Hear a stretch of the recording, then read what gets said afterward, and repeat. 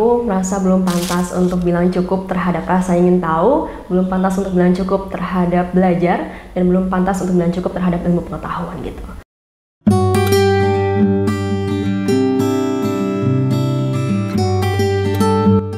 Halo Sobat Prestasi, kenalin nama aku Adira, aku dari jurusan Ilmu dan Teknologi Pangan Fakultas Teknologi Pertanian Angkatan 55. Jadi hari ini kita bakal sedikit bincang-bincang tentang generalis dan spesialis.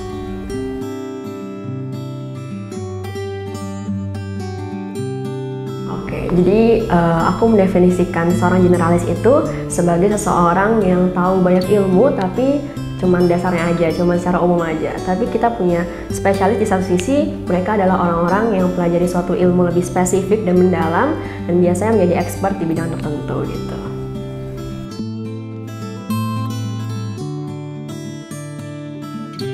Jadi kalau misalnya kita ngomongin tentang generalis dan spesialis ini, sebenarnya kita bisa lihat dari berbagai macam sudut pandang. Misalnya dari konteks pekerjaan sendiri, sebenarnya si generalis dan spesialis ini saling melengkapi satu sama lain gitu. Misalnya si generalis karena dia bisa melakukan banyak hal, punya ilmu tentang banyak hal, jadi dia bisa mengcover suatu hal yang tidak bisa di-cover oleh seorang spesialis.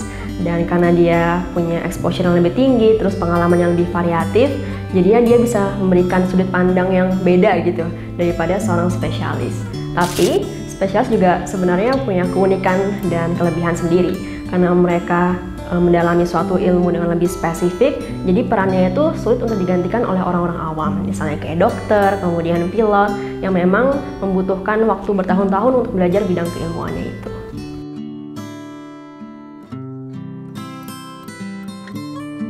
Oke, aku mungkin mau menjawab pertanyaan ini dari sudut pandang yang berbeda. Tadi kan kita udah ngomongin dari sudut pandang pekerjaan gitu.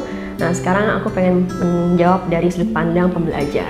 Nah, aku sendiri sebagai pembelajar nggak mau mengotak-kotakan diri aku sebagai seorang generalis ataupun spesialis. Karena menurut aku bisa belajar hal-hal yang general, tapi di saat yang bersamaan juga bisa memiliki spesialisasi, misalnya di jurusan teknologi pangan gitu. Dan menurut aku di dunia saat ini di mana kita dituntut untuk bisa shifting atau berubah dengan cepat, kemudian adaptasi dengan cepat, menjadi lebih agile, kita harus punya amunisi yang banyak biar bisa menghadapi tantangan-tantangan tersebut.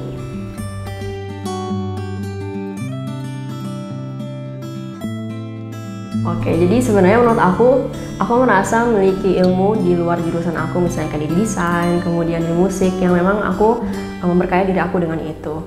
Nah, karena aku punya ilmu-ilmu di luar jurusan aku jadi merasa punya banyak pilihan untuk berkarya, dan aku jadi lebih independen gitu dalam berkarya, karena sekarang aku juga lagi masuk ke dunia yang mungkin bisa dibilang semi bekerja gitu.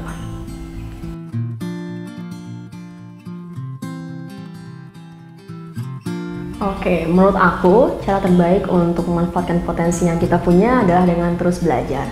Kita bisa upgrade diri kita dari yang awalnya generalis jadi spesialis di bidang-bidang yang memang kita minati gitu.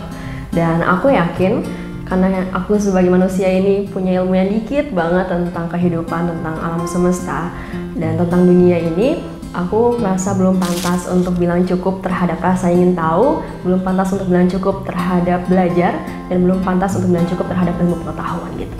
Dan itu juga yang mendasari aku untuk punya tekad kuat mengupgrade diri aku setiap harinya.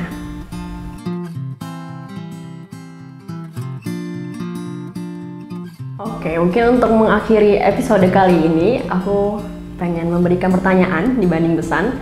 Karena tadi kita udah bincang-bincang tentang generalis dan spesialis, aku juga ingin menekankan bahwa itu bukanlah suatu halangan untuk kita belajar lebih banyak.